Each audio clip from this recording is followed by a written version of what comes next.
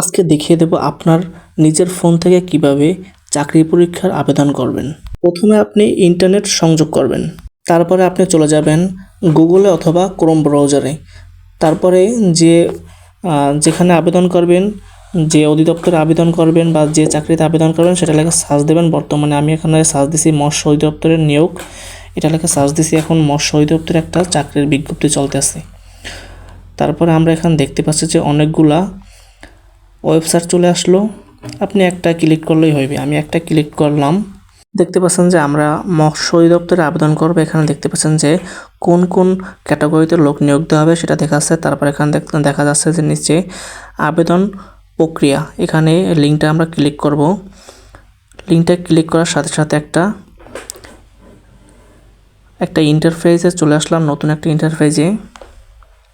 দেখতে পাচ্ছেন এখানে অ্যাপ্লিকেশন ফর্ম নামে একটা, যেখানে অ্যাপ্লিকেশন ফর্ম লেখা ওইখানে আপনারা ক্লিক করবেন। তারপরে এই একদম গোল যে এই যে বৃত্তর মতো ওইখানে একটা ক্লিক করে তারপরে নেক্সট আপনি ক্লিক করবেন। তারপরে আপনি এখানে কোন পদে আবেদন করবেন সেটা সিলেক্ট করবেন। সিলেক্ট করে তারপরে নেক্সট বাটনে ক্লিক করবেন। এখানে দেখতে পাচ্ছেন যে অল জবস, এখানে ইয়েস আর নো দেওয়া আছে। আপনি সাধারণত নো দেবেন। নো দেওয়ার পরে নেক্সটে ক্লিক করবেন। অল জব জিনিসটা আপনি পরে বুঝিয়ে দেবো অন্য একটা ভিডিওতে।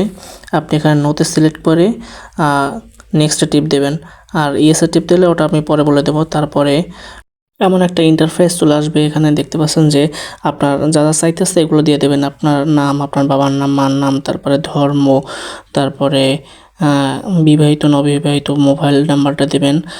তারপরে আরও আছে জিমেল অ্যাকাউন্ট, এগুলো দেবেন। মানে এগুলো একদম সঠিক দেবেন, কোনো যেন নাম কোনো বানাম ভুল না হয়। তারপরে এনআইডি কার্ড দেবেন, জন্ম নিবন্ধন দেবেন, এগুলো সুন্দর করে সিলেক্ট করে এগুলো বসাইবেন। তারপর কোঠা থাকলে কোঠা বসাইবেন, এগুলো সুন্দর করে দেবেন। তারপরে দেখতে পাচ্ছেন যে এখানে আপনার বর্তমান ঠিকানা দেবেন। এখানে আপনার দেখাশোনা করে কে সেটা দেবেন। তারপর আপনার গ্রামের নাম, তারপরে আপনার জেলার নাম, উপজেলার নাম, তারপর পোস্ট অফিসটা দেবেন। তারপরে পোস্ট অফিসের একটা কোড নাম্বার আছে, কোড নাম্বারটা আপনি এনআইডি কার্ডের পিছনে দেওয়া আছে দেখবেন, ওই কোড নাম্বারটা এখানে বসাই দেবেন। আমারটা এখানে বসাই দিলাম। তারপরে আপনি এসএসসির যে এক্সামিনেশন, তারপরে roll, subject, board, result, passing year এগুলো দেবেন। তারপরে এইচএসসিটা দেবেন, তারপর অনার্সটা দিবেন, ডিগ্রিটা দিবেন।